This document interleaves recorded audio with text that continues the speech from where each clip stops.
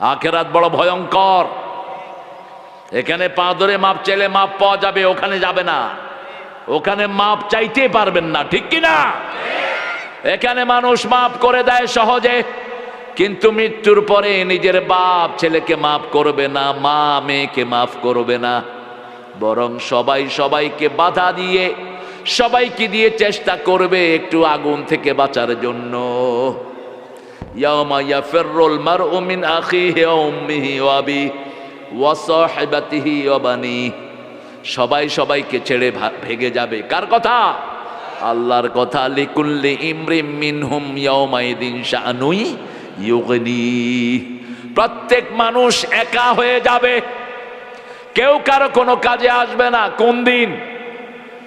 সেই কিয়ামতের দিন। এই জন্য দুনিয়াতেই একজন আরেকজনের থেকে মাপ চেয়ে মাপ নিয়ে নেন, এটি আহসান, এটা বাঁচার উপায়। আল্লাহর কাছে মাপ চাইলে মাপ দিবেন কে? হাজার গুনাহ করেছো, নিরাশ হয়ো না।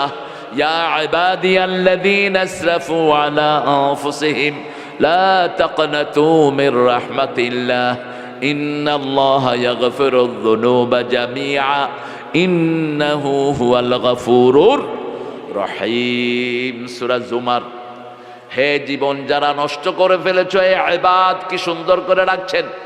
ইয়া ইবাদিয়াল্লাযীনা আসরাফু, তোমরা যারা সীমালঙ্ঘন করেছো। খাওয়ার সাথে ইসরাফের সম্পর্ক, এই জন্য আল্লাহ বলেন কুলু ওয়াশরাবু ওয়ালা তুসরিফু ইন্নাল্লাহা লা ইউহিব্বুল মুসরিফিন। খাও, পান করো, সীমালঙ্ঘন করো না। এখানে বলছেন ইয়া ইবাদিয়াল্লাযীনা আসরাফু, যারা জীবনের উপর সীমালঙ্ঘন করেছো।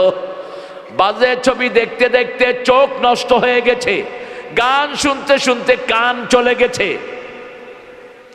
খেলতে খেলতে আঙ্গুলের টেম্পার চলে গেছে। কারণ স্কুলে পড়া নাই, কলেজেও পড়া নাই। কি করবে ছেলেরা? ছেলেদেরকে নষ্ট করেছে বিগত সরকার। আমার সারা দেশে এত ব্রেনি ছেলেরা